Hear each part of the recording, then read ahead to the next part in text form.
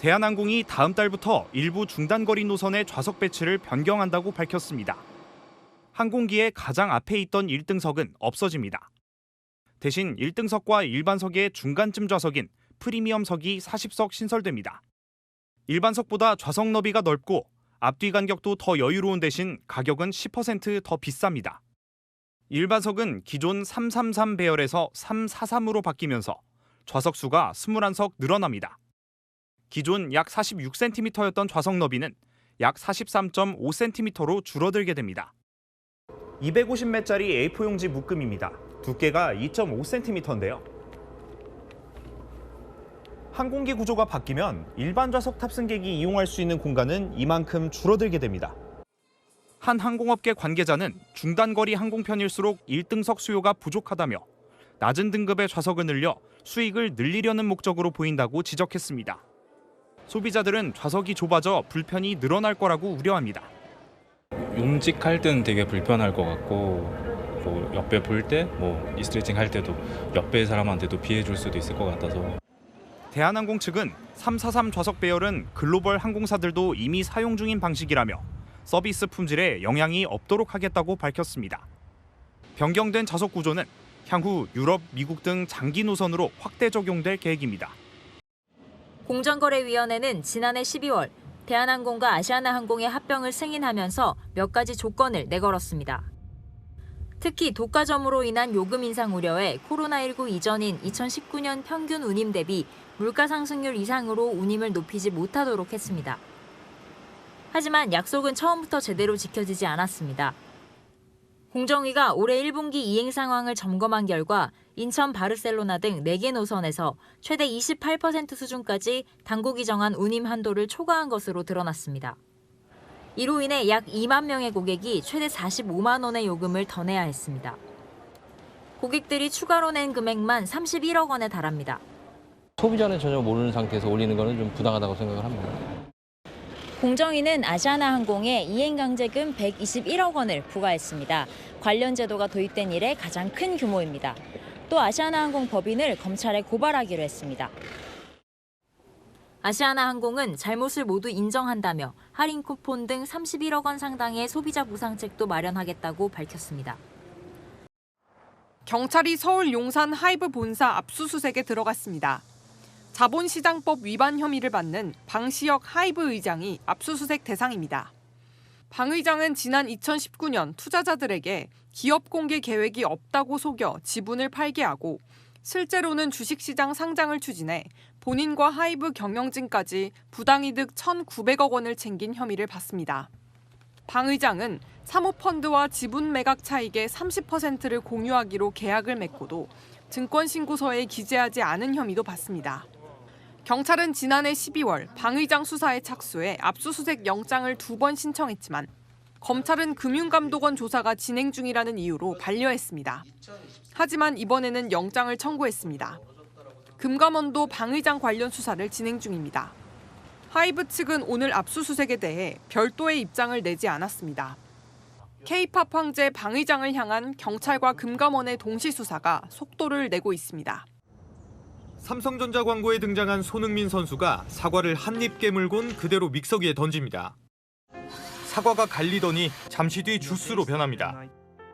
당시 삼성이 사과가 상징인 애플을 저격했다는 해석이 나왔는데 애플도 삼성을 겨냥한 듯한 광고를 내놨습니다. Mapping the structure of the galaxy. Now that's hard work. Not a fan of the galaxy. 이처럼 신경전을 벌여온 업계 라이벌 삼성과 애플이 이번엔 손을 맞잡았습니다. 애플이 삼성과 협력해 미국 오스틴 삼성 공장에서 차세대 칩을 개발 중이라고 발표한 겁니다. 스마트폰 카메라로 사진을 찍으려면요.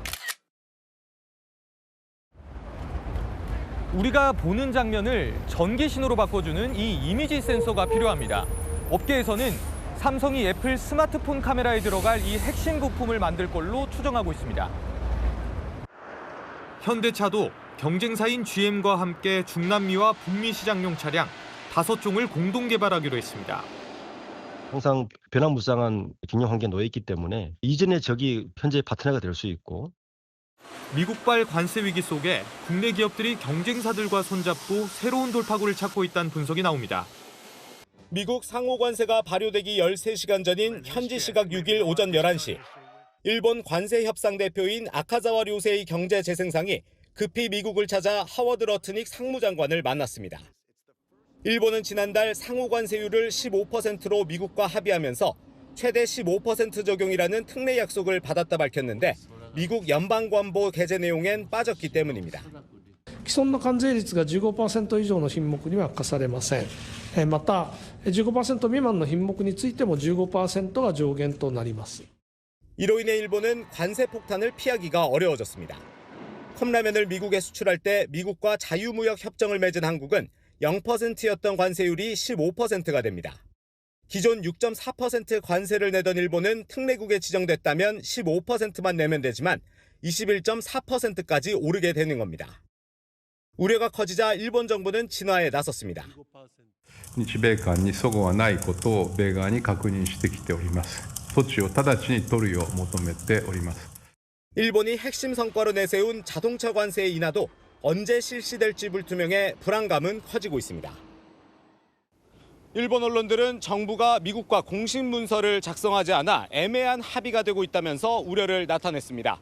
서울 마포구에 위치한 총 530채 규모의 한 아파트 단지입니다. 전용 면적 84제곱미터 기준으로 올해 초 16억 원대에 머물렀지만 지난 6월에는 20억 5천만 원에 거래되며 최고가를 경신했습니다. 이 아파트는 6.27 대출 규제 이후 실거래가가 소폭 내려가면서 20억 원에 거래됐는데요. 하지만 지난주 20억 6,500만 원에 팔리면서 규제 시행 직전 가격대까지 회복했습니다. 더 많이 치밀하게 뭔가 준비하고 있을 거라 우리가 집 못 사게 바뀌기 전에 사야 될 것 같아.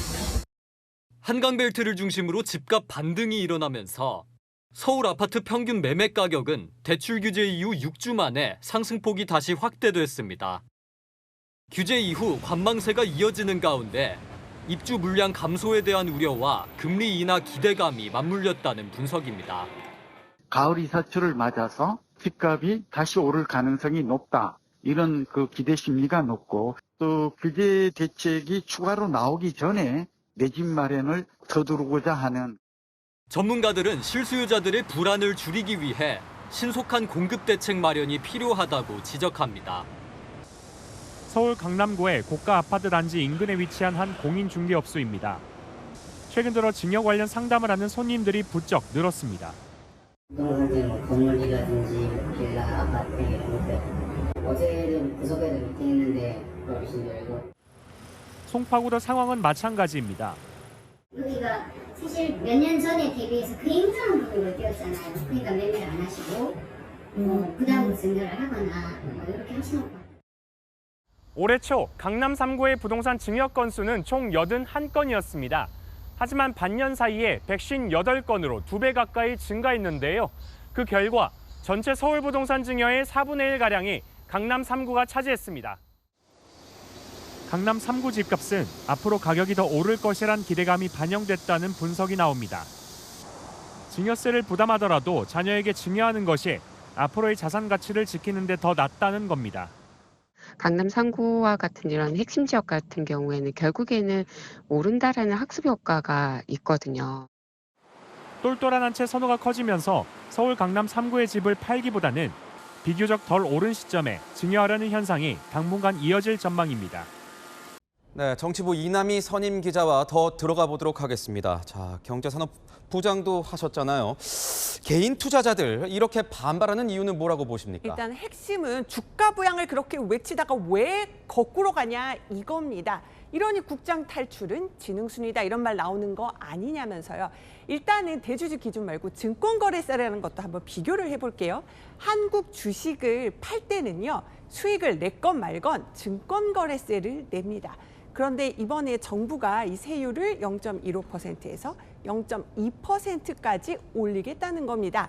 그런데요, 미국은요, 증권거래세가 아예 없고요. 매매 수수료라는 걸 내는데 이 세율도 지난 5월까지는 0.0008%였습니다. 그러니까 만약에 새 개정안이 통과가 된다면 한국 주식 거래 비용이 미국의 250배가 되는 겁니다. 그나마요, 미국이 올해 5월부터 앞으로 1년간은 수수료 한 푼도 안 받기로 했습니다.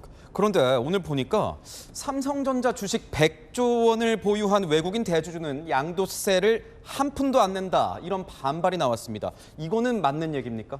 맞는 얘기예요.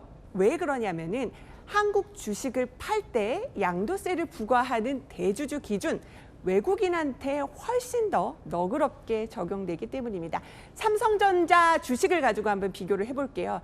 외국인 같은 경우 삼성전자 지분을 무려 25%를 가져야 대주주로 인정을 받습니다.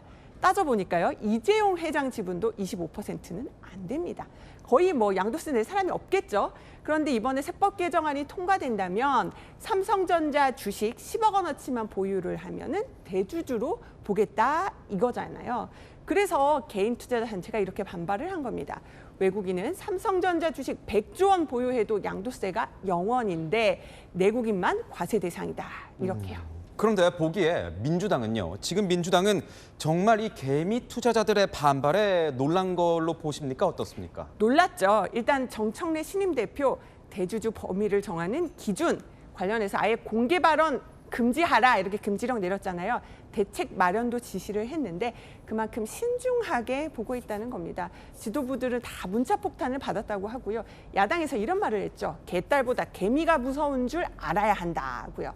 그 정치권 인사들 물어보면은 이 말을 합니다. 개인 주식 투자자는요 무려 1,400만 명이다. 공동의 이익을 위해서 한 목소리 내는 거를 정말 두려워할 수밖에 없다. 이렇게 설명을 합니다. 이남희 선임 기자가 보기에 정부 여당이 이렇게 이 사안에 대해서 민감하게 여기는 이유는 뭐라고 보십니까? 국민 지갑에서 돈을 더 빼가는 증세이기 때문입니다. 정부 여당 관계자들도요 계속 설명을 할 때 증세가 아니라 조세 정상화다 이런 표현을 하잖아요. 여권 인사들 물어보면 내년 지방선거 약 10개월 정도 앞두고 있죠. 여론 악화 막아야 한다는 생각이 강합니다. 그래서 민주당 관계자도 지지율에 영향 주는 요소인 만큼 결정에 시간 끌지 않겠다 이렇게 얘기를 했고요. 당초 이재명 대통령이 증시 부양을 약속했었기 때문에 개인 투자자들의 어떤 반발이 좀 더 컸던 게 아니냐 이런 생각도 드는데요. 그러니까요. 기억하실 겁니다. 이재명 대통령 코스피 5천 시대 열겠다고 했었죠. 또 부동산에 쏠린 자금이 증시로 가야 한다는 발언도 했습니다. 그런데 개인 투자자들이 이런 새 정부에 기대를 걸었다가 실망이 더 커진 겁니다. 여기에 이제 기름을 부은 것이 주식 투자해본 적 없다던 진성준 전 정책위의장이 그 개편안을 주도했다는 점입니다. 정 대표가요 이번에 정책위의장을 진의원에서 좀 보다 유연한 성격의 한정혜 의원으로 교체하면서 세제 개편안 재검토 시그널을 바로 투자자들에게 보낸 걸로 보입니다. 그렇다면 가장 중요한 거 한번 여쭤보겠습니다. 주식 대주주 기준 이 10억 원은 폐기 수순을 밟게 되는 겁니까? 일단 지켜봐야 되겠지만 이런 반응 나오더라고요. 사실 대주주 기준을 50억 원에서 10억 원으로 낮춰도 늘어나는 세수가 한 2천억 원 정도라는 건데요. 민주당 내에서도 2천억 원 더 거두려고 이렇게 거센 정치적 반발을 감수해야겠냐 이런 반응이 나오더라고요.